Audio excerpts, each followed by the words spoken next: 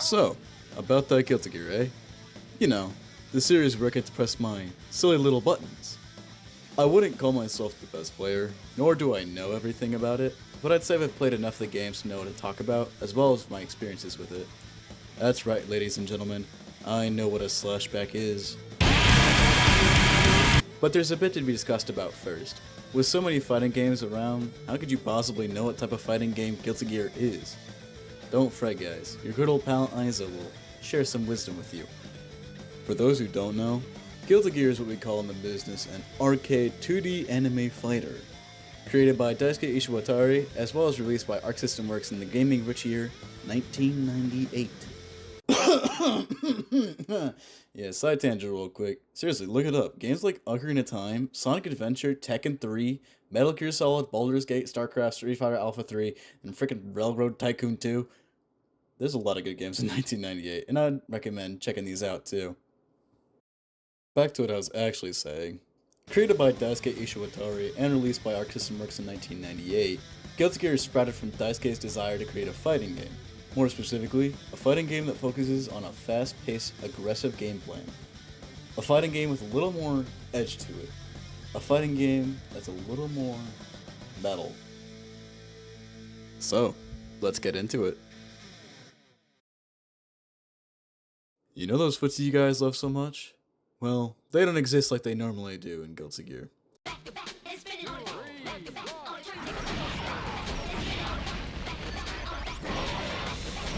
Here in the land of Unga Bunga mode, you can go as balls to the wall as you want.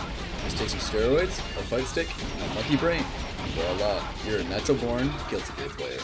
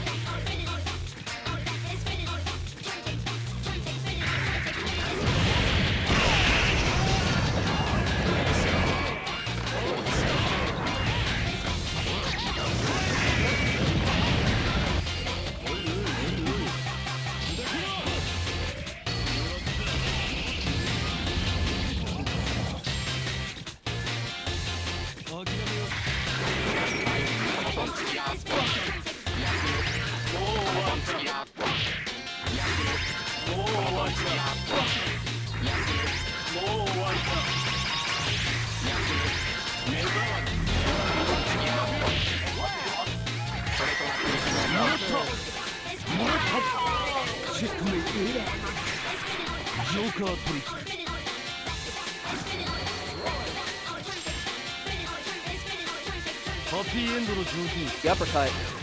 Tomo trying to stay alive. Oh, and he gets a big counter hit. Doing a burst save combo, and he reacts to the burst with the RC. Is this going to be enough? That was huge. It's just a... By Yomito. Start to go with a little more 2S because of that. Now Tomo starting to get the momentum on his side. Not quite. Oh, went for a hard read there. Ooh, the throw back. Yomito staying alive with some great defense. Finally. Stand up. Super. Oh no! Burst is gonna hit. Yes. He bursted before the super. What? And Obito with the super zone and his Hellfire is gonna come very close. Very low.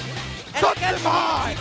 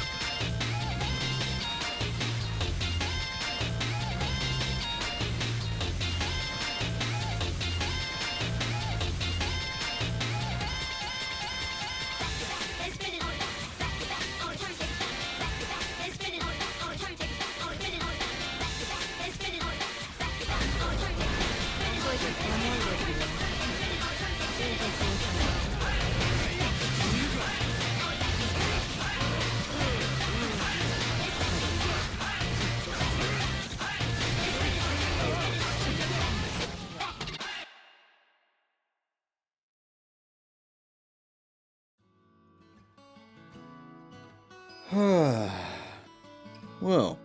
that was fun to watch. I enjoyed it. You know, the music in this franchise is also really good. Whether you're at home or in the middle of a match, it really brings the emotions it wants you to feel. Daisuke did a really good job hiring artists or just making music that perfectly conveys what it wants you to tell. The stories it outlines, the emotions it wants you to have. But no matter what, the music just hits right. Oh, please don't wait for me, darling. Stay out on the cold rain, for your heart may become rusty. Oh, please don't wait for me, darling. Don't stand there in deceit. Your soul is right now. You don't need to wait, need to wait, need to wait for us.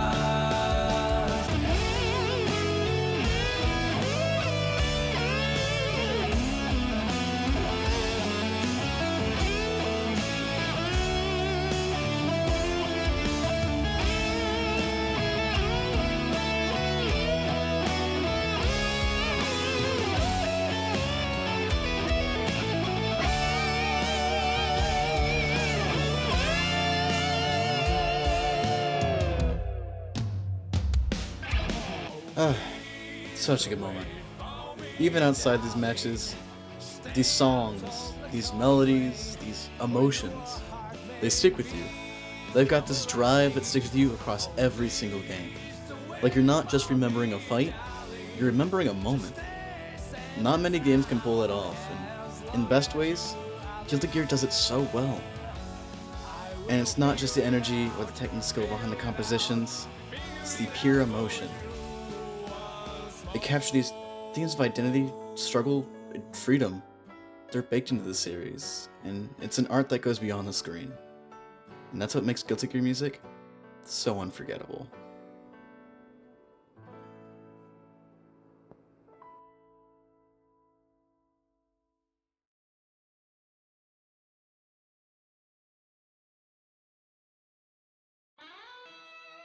Okay, I talked about the history, and I talked about the music. The hell am I missing? Alright, the game. You know, the part where you can get a doctorate degree in Wake Up DP. As your proud professor of filthy frickin' casual university with a double doctorate degree in Wake Up DP, I can confidently tell you, there's not that much you need to know to get started. There's really just 4 main things you need to know, each with their respective steps.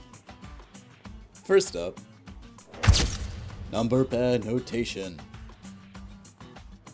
In fighting games, you'll often see a combination of one of these numbers and a button. If you look at a fancy place called Dustloop Wiki, which will be linked in the description, you'll find a plethora of these notations. For Guilty Gear, you'll see something like 2P. When you see an input like 2P in Guilty Gear, it means you're pressing down on the joystick, or crouching, and also pressing the punch button while holding that crouch. But what about this little guy? 5. A silly little number in the middle of the number pad. What does it mean? Well, 5 means you're not holding the control stick at all. The number 5 means the joystick's in neutral, meaning it is neither tilted left, right, up, or down. It's the default position where you're not holding any direction. When you see something like 5P, 5K, or 5S, it simply means that you press the respective button without any directional input. So if you see 5P, that means you're holding the joystick in neutral without pressing any directional input, and also pressing the punch button while the joystick's in neutral. In Guilty Gear notation, the number preceding a button will always indicate the direction you should be holding with the joystick, with the button you should be pressing.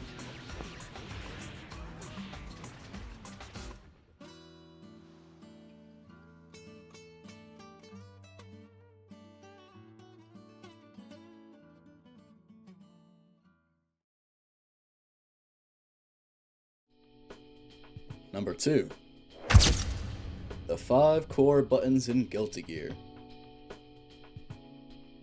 Now that we understand the notation, let's break down the 5 core buttons you'll encounter in Guilty Gear. each of which serves a specific purpose in gameplay. These buttons are universal across most of the Guilty Gear series, although their specific mechanics can vary slightly between each game. Punch, or P, functions as your light attack. This is the quickest and safest attack in the game. It's often used for poking, starting combos, and applying pressure. Punch can be chained into other attacks or special moves, except for when it can't. Strive. For the most part, it's a reliable tool for most characters.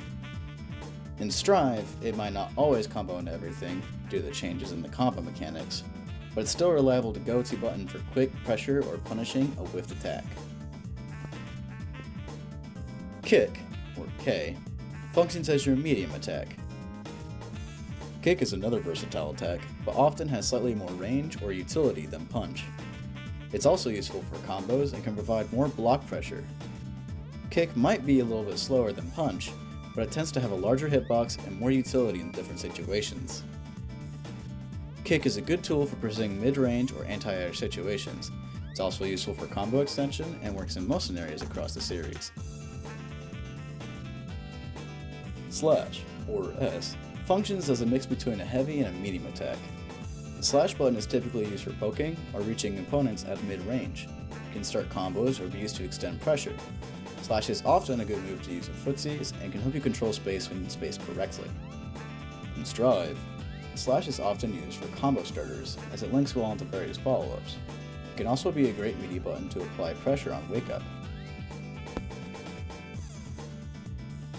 Heavy Slash, or H/HS, functions as your heavy attack. Heavy Slash is your big damage button.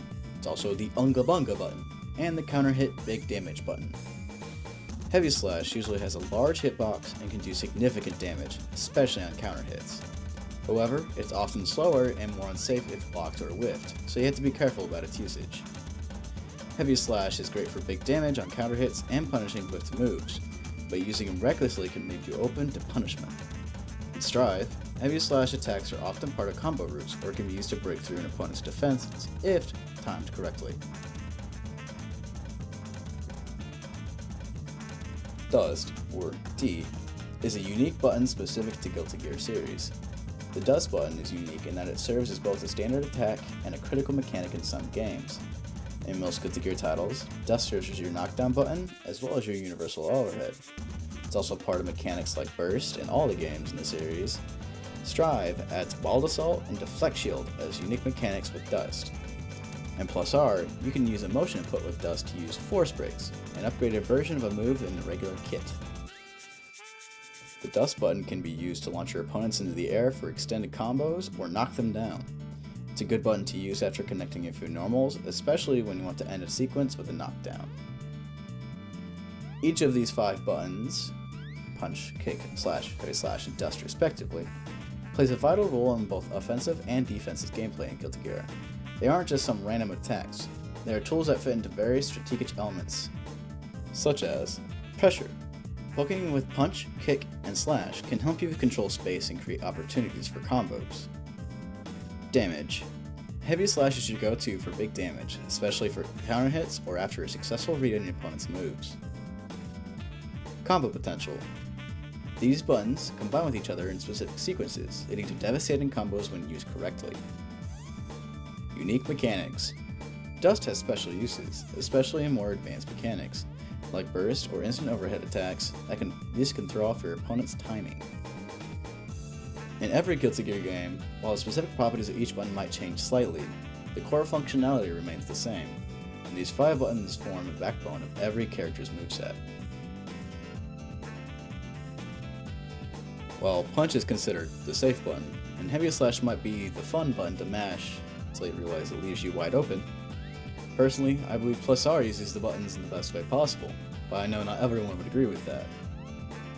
Ultimately, no one button is inherently better than the other. They all play a key role in a character's overall kit, and understanding when and how to use them is essential for improving at fighting games in general.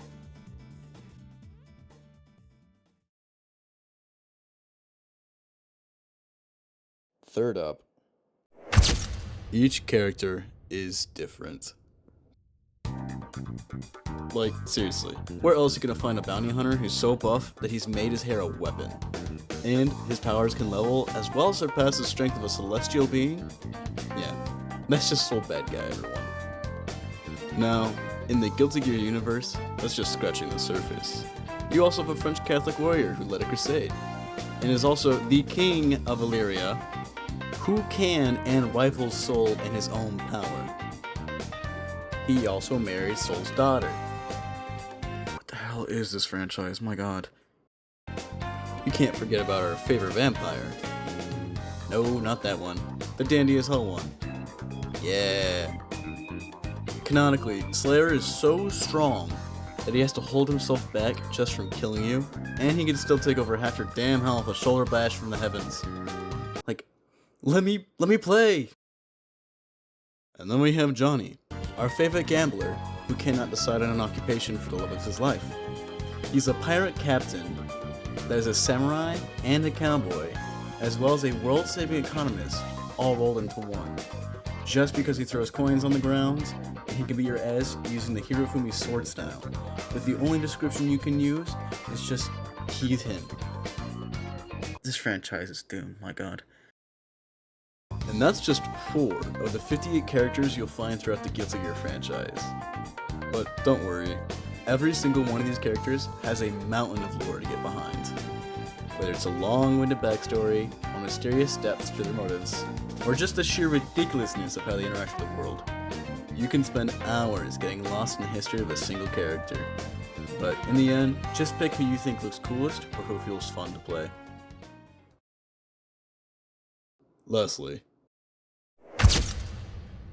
Don't expect to win a lot. So you learned the buttons, and you chose a character. Now it's time to mess around with your newfound love for Soul Bad Guy and hop in a match. What's this? Another soul.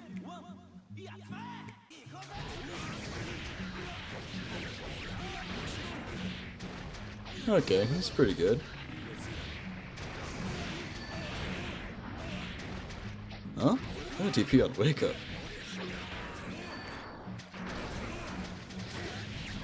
This guy actually knows how to play the game. Let me just try to beat him once. What you don't notice is you've been losing for 30 games straight. It's now 1 AM, and you're about to throw your controller into the void of despair, and you're gonna end the night on a loss. This isn't actually what's going to happen. Depending on what game you play, it'll be different. But this isn't the end of the story. In fact, this is only the beginning. To put it simply, don't expect to win all the time. At least not right away. Guilty Gear can be unforgiving, especially if you jump straight into online matches. It's not going to pull punches just because you're new. If you're going head to head with the seasoned players from the get-go, yeah, you're probably going to get bodied. But that's okay, because you're learning. Honestly, the best way you can experience a game is learning it alongside someone, whether it's teaming up with a friend or connecting with other players who are just getting the hang of things. This is actually something I really appreciate about the Discord servers for each respective game. The Plus R Discord, I'd say, does it best. It has a beginner channel as well as a newbie role to help you find people with similar skill levels.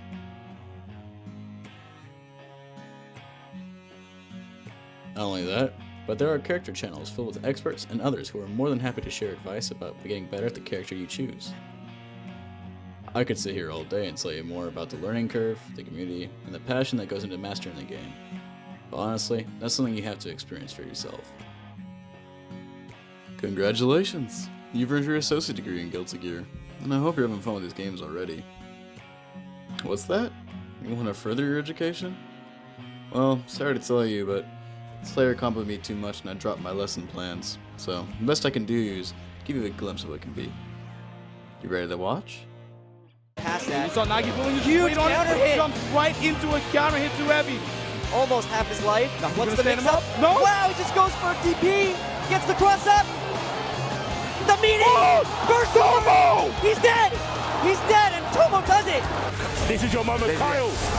If this is a one time where Dragon Install actually wins around out on the Evo stage, I've never seen this win. Do it. You might get a high five moment. Do it. Think of the There's no way. tweet. There's literally no way. There's Think of the no way. photos. No, there's no way. He's gonna do it. He's gonna do it. No. DI comes back on the final No way. pixel. No way. How did all those people get there?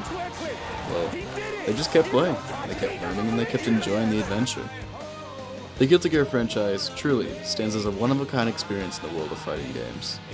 Whether you're drawn to it by its mind-blowing, genre-defining soundtrack, or the deeply engaging and often absurd lore of its eccentric characters, there's something for everyone here.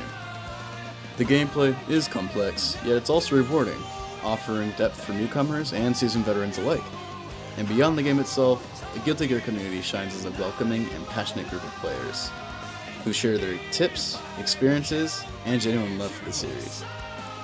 Whether you're playing solo, with friends, or online with strangers, we're all enjoying the game together.